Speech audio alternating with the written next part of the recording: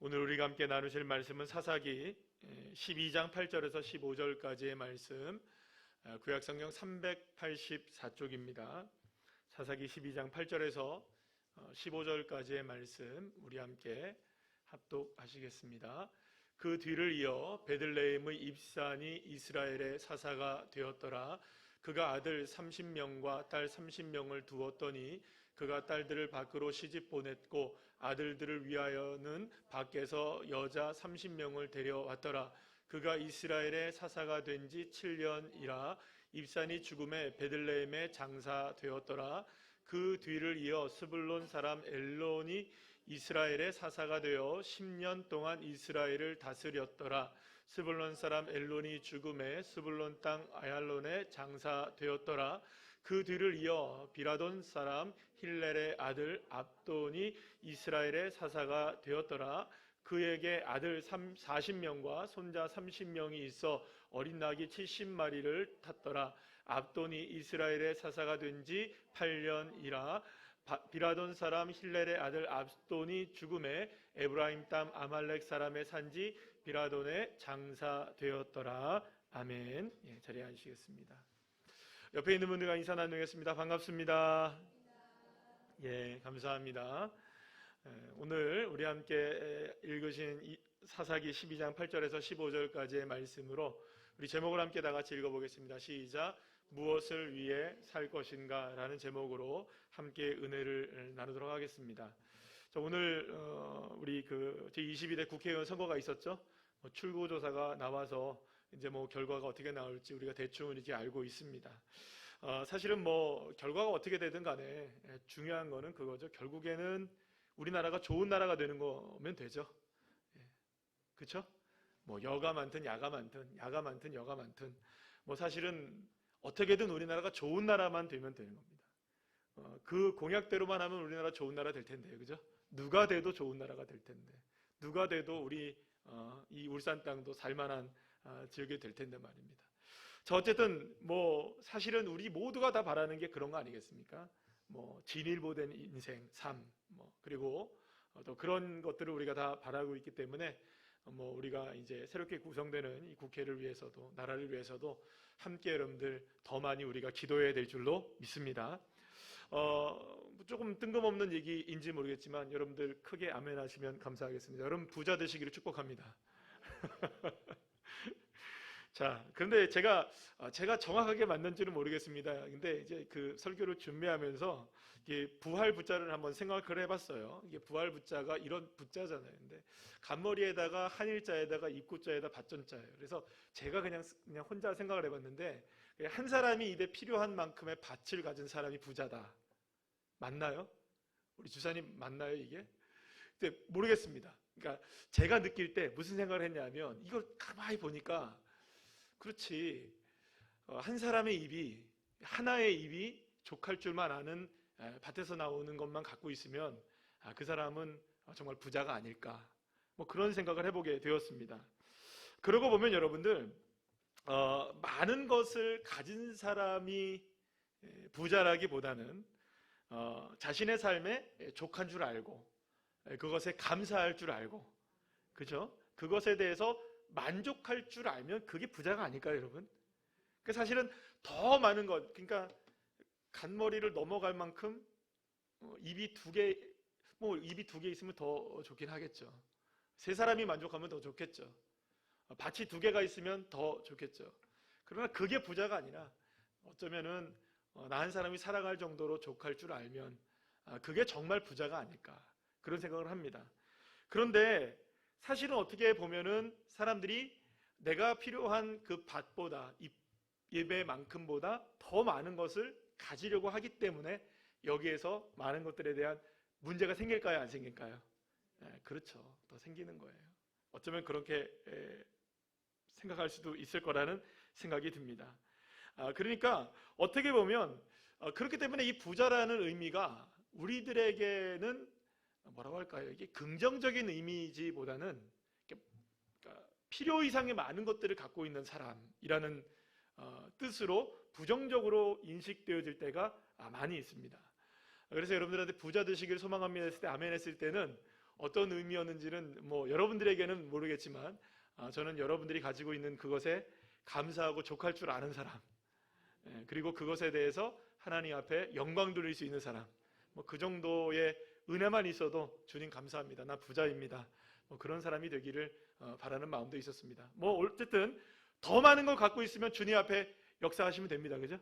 헌신하시면 되고 축복을 받은 대로 주님 앞에 영광 돌리면 되는 거니까, 많은 분들에게 그 부유함을 나눠주는 사람이 되면 되는 거니까요. 자, 그런데 이 부자나 혹은 부유한 자에 대해서 이 성경은요 굉장히 부정적인 말로 우리에게 많이 소개가 되고 있는 것들을 보게 됩니다. 예수님이 대표적으로 하신 말씀 가운데 마태복음 19장 23절 말씀에 이런 말씀이 있습니다. 우리 다 같이 한번 읽어볼까요? 시작. 예수께서 제자들에게 이르시되 내가 진실로 너희에게 이르노니 부자는 천국에 들어가기가 어떻게 해요? 어려우니라. 우리 괜히 아멘한 것 같아요, 그죠? 자, 왜 하필이면 예수님께서 천국에 들어가기 어려운 사람을 죄 짓는 사람이라고 얘기하지 않고, 그죠? 그렇잖아요. 뭐 죄 지은 사람, 그 사람이 천국에 어렵다, 뭐 이러면 우리가 이제 좀 이해가 될 건데 왜 하필이면 부자가 천국에 들어가기 어렵다라고 얘기하셨는지, 사실 그 이유를 우리가 뭐 여러 가지 측면에서 설명하면 알 수는 있겠지만 참 이해할 수 없는 말씀 중에 하나입니다. 잠언서 23장 4절 말씀에는 이런 말씀도 나와 있습니다. 우리 한번 다 같이 읽어볼까요? 시작. 부자 되기에 애쓰지 말고 내 사사로운 지혜를 버릴지어다, 이렇게 얘기합니다. 그러니까 많은 재물을 가지려고 애쓰지 말래요. 그러니까 내 삶을 위해서 무엇인가 쌓아두지 말라는 거죠. 그러니까 하나님의 영광이 아닌 자신의 영광을 위해 살아가는 삶을 살아가는 그런 모든 사람들을 가리켜서 부정적으로 일컬을 때 성경은 누구를 가리키느냐? 부자라는 개념으로 사용하고 있다는 거죠. 하지만 여러분, 뭐 지금 제가 이제 그 성경에서 나온 뭐 부자가 부정적인 이미지가 있다고 해서 부자의 삶을 살아가는 것이 결코 나쁜 것만은 물론 아닐 것입니다. 뭐 예수님께 찾아온 두 사람이 있었어요. 하나는 그 이제 뭐 부자 청년이었고요, 또 하나는 삭개오라는 세리였습니다. 그래서 이 두 부자를 한번 생각을 해보자는 말이에요. 두 사람은 다 부자였어요. 그런데 예수님께서는 이 두 사람에게 동일한 것을 요구하세요. 동일한 것을. 뭘 요구하시느냐? 이 부자 청년에게도 그렇고 삭개오에도 그렇게 얘기합니다. 어떤 걸 얘기했냐? 너가 가진 것들을 다 가난한 자들에게 나눠주고 나를 따르라. 그런데 여러분, 이 부자 청년, 관원이었던 이 부자 청년은 어떻게 됩니까? 결국에 자기의 것을 버리지 못하고 내려놓지 못하고 주님을 따르지 못하는 자가 되어져요. 그러나 삭개오는 그 자리에 어떻게 합니까? 자신의 모든 것들을 다, 가난한 자들을 다 내어주고, 그리고 또 예수님을 온전히 믿음으로 쫓는 사람이 되어지지 않습니까? 그러니까 결국에는 문제는 이것이죠. 과연 우리가 무엇을 위해 우리의 인생을 살아가는가? 돈과 명예와 건강이 모두에게 필요한 것이긴 하지만, 그러나 어떻게 보면은 나 한 사람 먹을 것, 나 한 사람이 쓸 것으로 우리가 만족하는 사람이 부자라는 것을 우리가 생각해 본다면, 물론 뭐 두 사람, 세 사람, 100명 사람 거 먹을 거 우리의 삶 속에서 내가 능력이 있어서 다 많은 걸 갖고 있으면 뭐 그게 이제 뭐 부자 좋은 것일 수도 있겠지만, 어찌 보면 그런 가운데서는 누가 온데간데 없어질 수 있다는 걸까요? 내가 정말로 바라봐야 할 하나님의 은혜를 바라보지 못할 때가 많이 있을 수 있다는 것입니다. 그러니까 어떻게 보면 이런 겁니다. 부자가 우리 하나님 나라에서 원하시는 그 하나님의 이 부자라는 개념이 사실은 뭐랄까요? 이게 아니부자 쓰는 부자가 될 수도 있다는 것을 기억하셔야 되는 거죠. 그러니까 주님이 원하시지 않는 사람이 될 수 있다는 거. 그러니까 내가 더 많은 것들을 가지려고 하고 더 많은 것들을 소유하려고 하는 그러한 모습들로 우리가 살아가게 될 때에 그게 주님이 원하시는 인생이 되지 못할 수도 있다는 것을 우리는 기억해야 하는 것입니다. 그런 차원에서 우리가 이제 어제나 오늘이나 우리가 새벽 예배 때 함께 말씀을 나눈 것 중에 하나가, 주님께서는 하나님과 무엇을 겸하여 섬길 수 없다? 재물을 겸하여 섬길 수 없다. 이 말은 하나님의 측면에서 생각해 보니, 주인의 측면에서 생각해 보니, 이 말씀은 여러분들 오늘 어제와 오늘 이제 큐티 말씀을 참고하시면 되겠는데요. 사실 그 말씀에 보게 되면 결국에는 주님께서 원하시는 건 뭐냐? 정말로 주님이 원하시는 것은, 우리가 정말로 주님이 기뻐하시는 건 뭐냐? 하나님께 그저 영광 돌리는 것. 주님 감사합니다. 고백하며 살아가는 것. 비록 우리가 가진 것이 없어도 내가 부족하고 연약해도 정말 주님으로 만족하고, 그죠?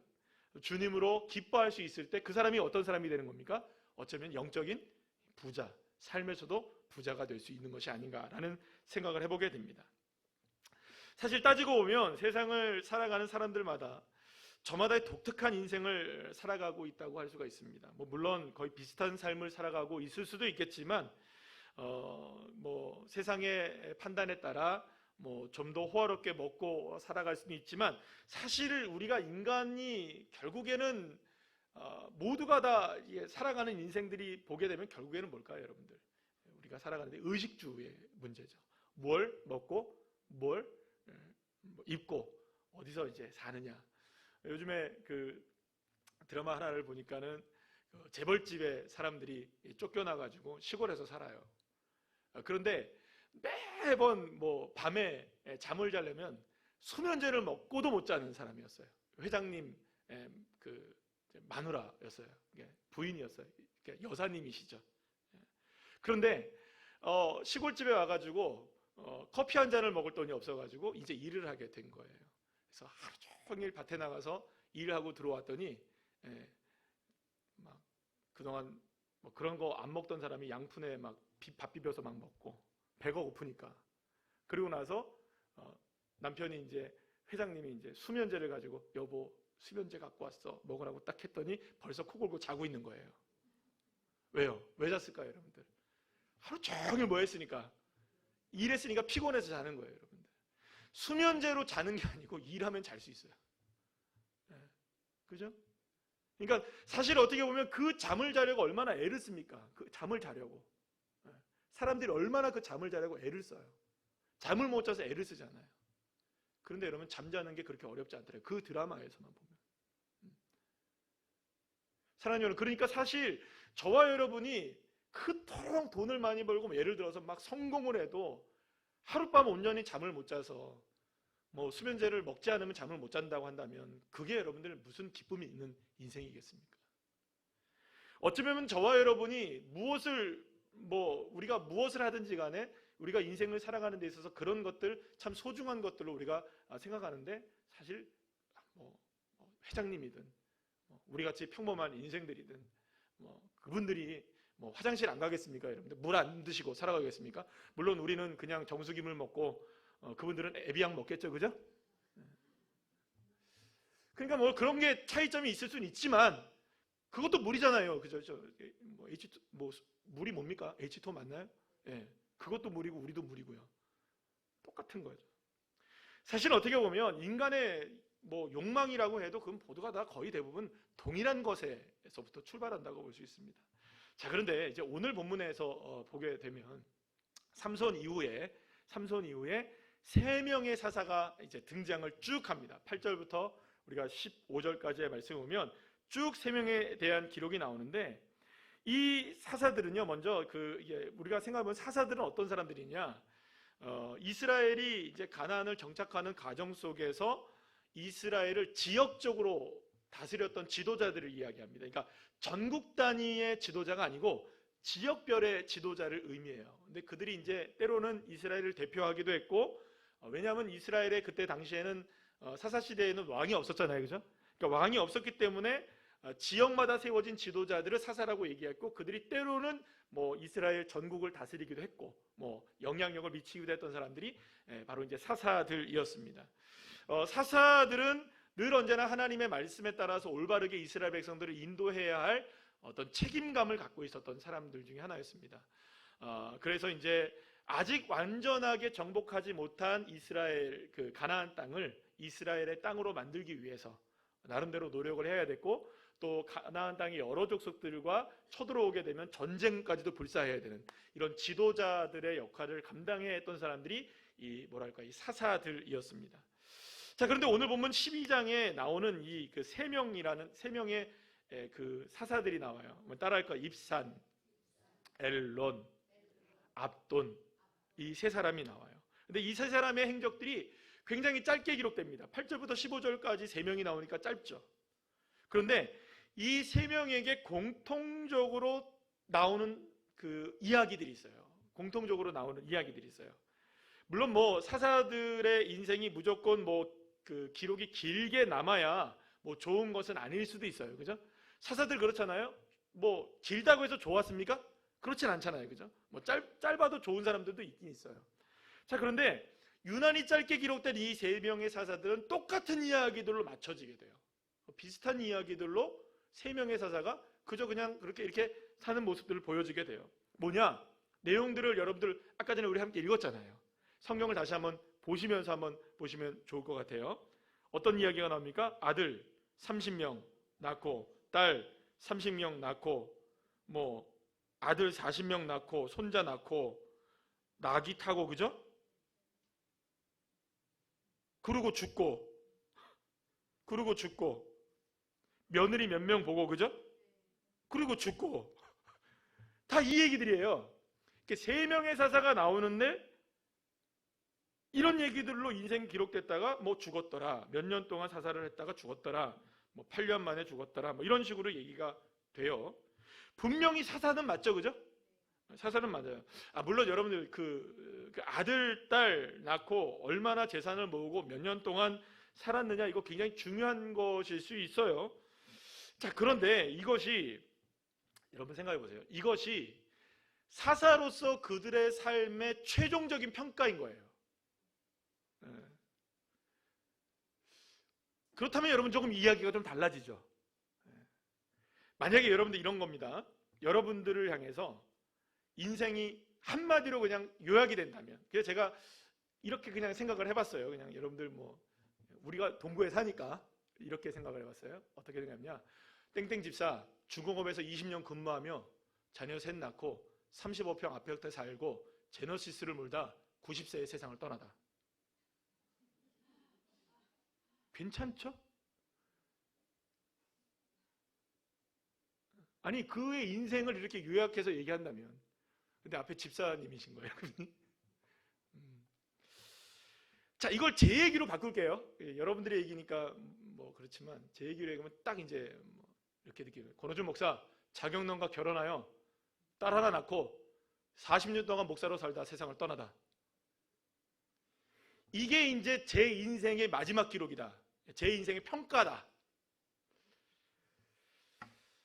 그러면 여러분들 조금 뭔가 괜찮죠? 아쉽습니까? 아니, 뭔가 조금 그럴까요? 저 죽었을 때 이렇게 만약 딱 여러분들이 우리 목사님은 장현남과 결혼했고 건축일을 나왔고 40년 동안 목회했고 그냥 죽었어. 우리 목사님 그냥 40년 동안 목회하다 죽었어. 이게 다라면 여러분, 짧은 거는 문제가 아닌데요, 의미가 문제죠. 그러면 이 정도는 돼야 되지 않을까. 권호준 목사 하나님 나라와 영광을 위해 40년 동안 목사의 직무를 다하다 세상을 떠나다. 누구와 결혼한 거 물론 중요합니다. 아들 딸 낳은 거 중요합니다.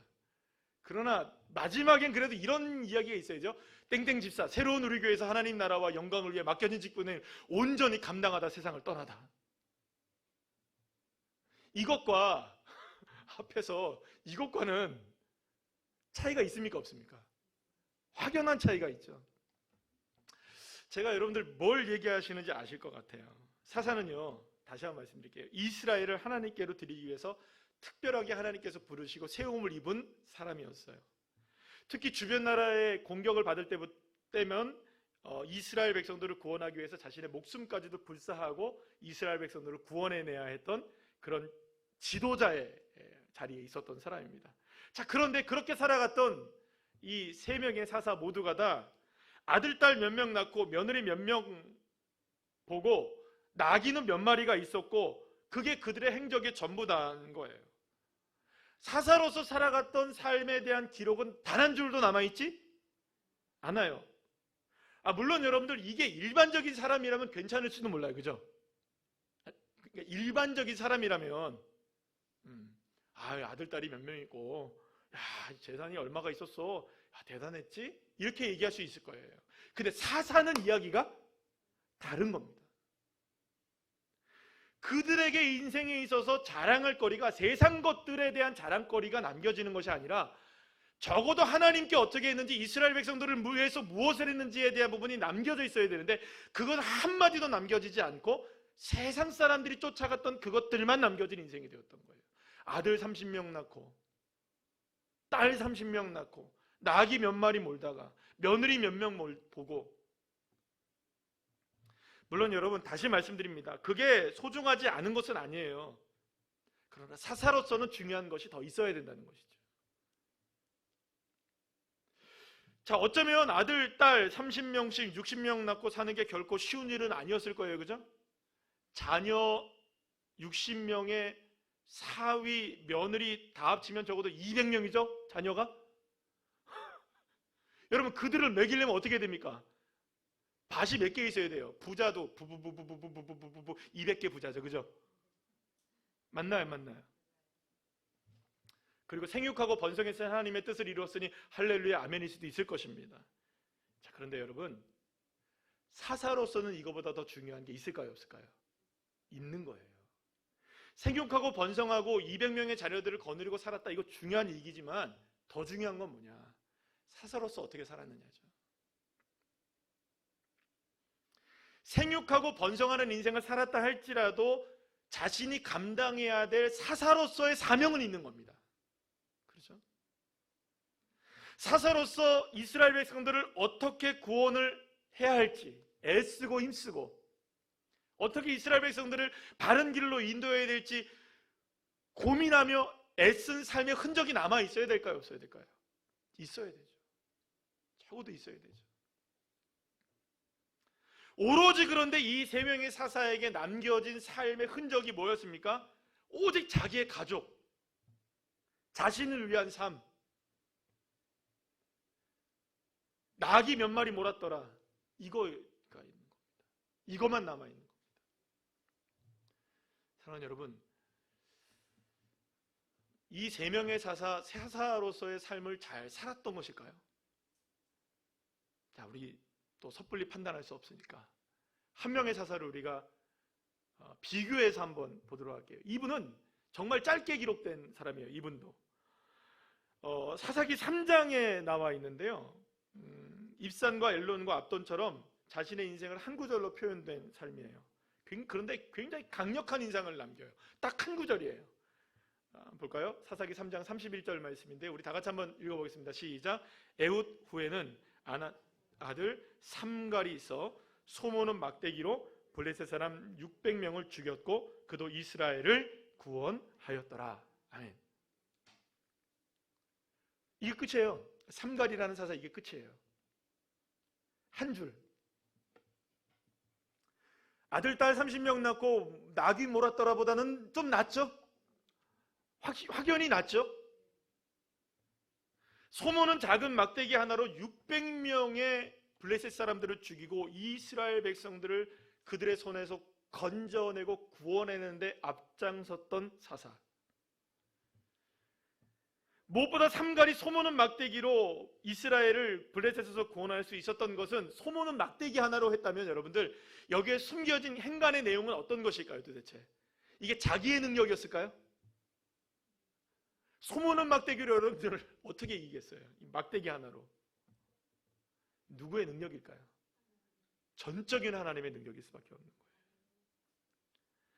앞서 말한 사사인 입단과 엘론과 압돈을 비교해 보시면 그들보다 훨씬 더 짧은 인생이 소개되고 있지만, 이 짧은 구절을 통해서 하나님께서 사사로 부르신 자신의 인생 가운데 자신의 삶을 어떻게 바치며 사용했는지에 대한 부분이 명확하게 딱 기록되어 있는 것을 우리가 보게 됩니다.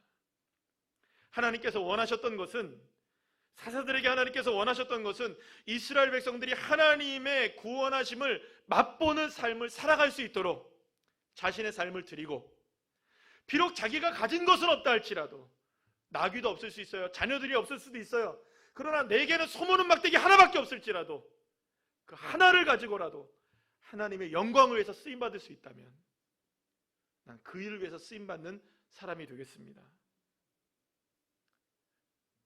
그 사람이 바로 삼갈이었던 것입니다. 자, 그런데 제가 이 삼갈을 생각해 보면서 이 도대체 소모는 막대기가 뭔가를 이제 찾아봤어요. 소모는 막대기라는 이 단어가 말마드라는 이 단어인데요.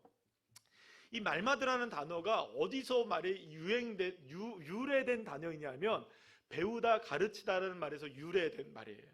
그러니까 이 말은 무슨 말이냐면 이런 거 같아요. 그러니까 우리도 보면 회초리 같은 게 있잖아요, 그죠? 소모는 막대기가 회초리 같은 거잖아요.